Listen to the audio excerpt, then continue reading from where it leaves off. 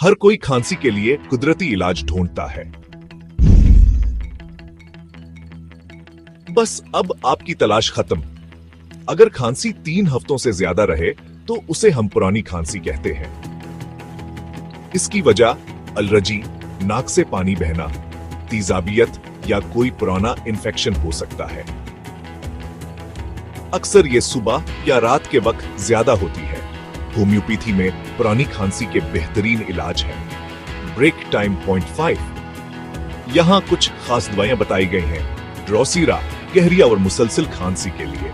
स्पोंजे है टोस्टा खश्क खांसी जो सांस लेने में दुश्वारी करे इसके लिए मुफीद है। बराइविनिया अगर खांसी के साथ सीने में दर्द हो तो यह बेहतरीन है। प्लस्टेला हल्की खांसी जो रात को बढ़ जाए इसके लिए यह बेहतरीन है।